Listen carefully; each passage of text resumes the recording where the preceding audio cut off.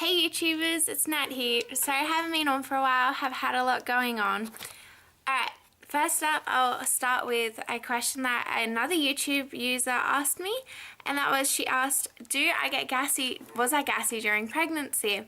I was very gassy during pregnancy. I don't know why. I watched foods that I ate. I tried not to eat garlic or anything. Unfortunately, I think it's just one of those things that happen. So don't stress too much. There is nothing you can really do about it. Like I just said, people say to avoid garlic and onions and stuff, but it doesn't help at all. There's nothing you can do.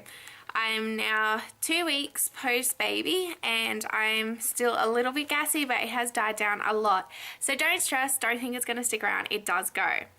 Okay, so the reason why I've been away for about 2 weeks, I was 40 weeks and 2 days pregnant on my last blog, and I ended up going into hospital and having my baby on the 11th. She was born.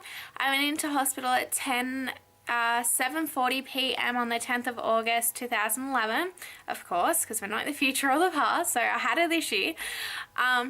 But then she ended up being born the next day at 9:40 a.m. She weighed a healthy 7 pounds 15 ounces. So little Emiaa is doing well. She's just 2 weeks and 1 day today.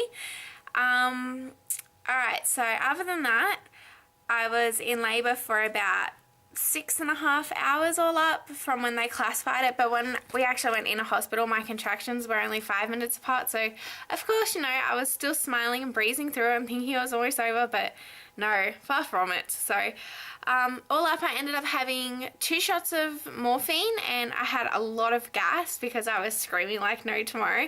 Definitely was not fun. So for all you 14-year-old kids thinking it's cool to get pregnant and have a baby, it is by far not fun when it comes to the part of actually popping them out and having them. I actually ended up with a 2nd degree tear upwards, and to make it worse, I had a catheter put in, and to make it worse, 3 days later I was sent home because no one listened to me when I said something didn't feel right, and I ended up being stitched up wrong. So 2 days later I ended up back in hospital, had to be re-stitched up, was in there for another 2 days, and then finally got sent home. So that's also why I haven't done a blog, because of the fact it was pretty gruesome birth, so I had to have time to recover. But now Emiaa's sleeping, so I'm able to do it. Alright, tips for your labour and hospital bag. As you know, I was going to do a video based on that, but of course now I've had Emiaa, there's no real point because I've already used my bags. Alright, first of all, good tip is don't bring 20 packs of undies like everyone says. You're not going to really be up and using all of them. I used maybe 10 the entire time I was in hospital because once you pop a child out, you can't walk. I'm serious. I had a catheter and here I was trying to bend down and put on pants while screaming in agony. So you don't change that much if you have a vaginal birth, believe you me. One thing also, pack a shitload of munchies because you will get hungry, like when you're feeding your baby at like 1 in the morning. You just want to eat, believe you me, because the hospital food is not much. It's like tiny compared to how much you want to eat. Bring lots of juice boxes as well because water and their tea and coffee gets kind of old, so bring plenty of like juice box things. Also bring plenty of magazines. I found when I was up at 1 a.m. and I decided not to get the rental TV because of respect to the person next to me. I was really bored by day 2 because I ended up reading the full magazines I packed, so I suggest you pack about 10 if you can manage to read. Also, I got told to bring lots of breast pads and what else? Breast pads, yeah, and like I said, the undies. But I got told to bring lots of them, but I actually didn't end up using my breast pads until I came home after the first time of going to hospital to have Emiaa.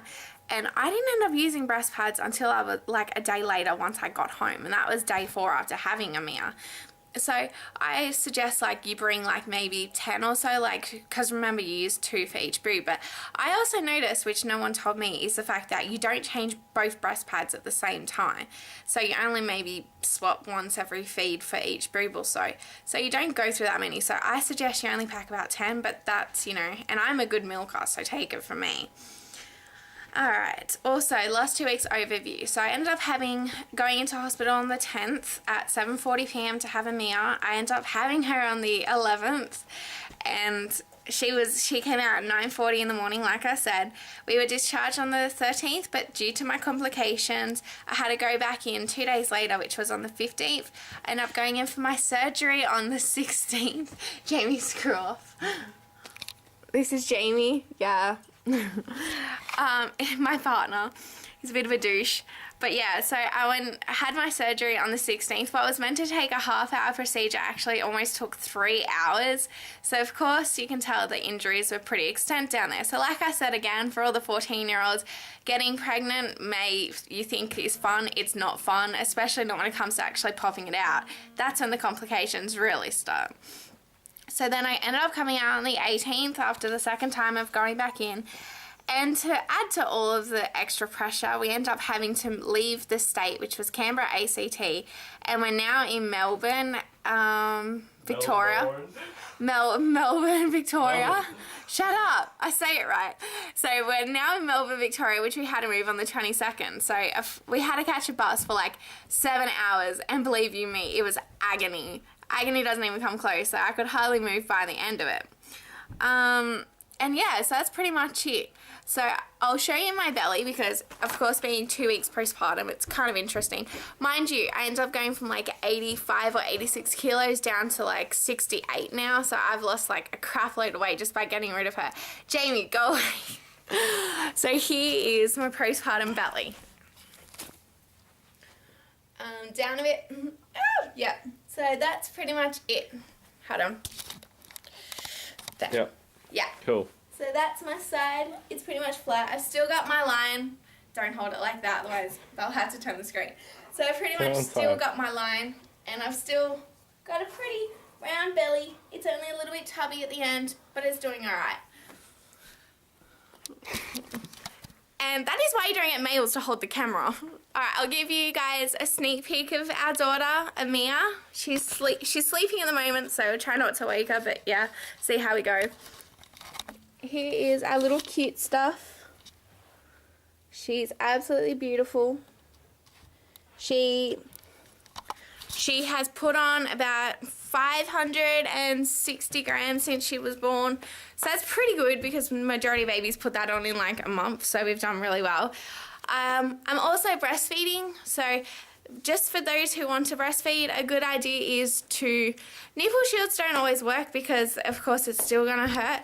But definitely keep ice packs on hand. If I had the choice, I'd have like 20 ice packs in the freezer. Also, one thing, get plenty of bottles of water in the fridge, nice and stocked up. And Jamie is being stupid, so pardon my brief interruption there for a minute.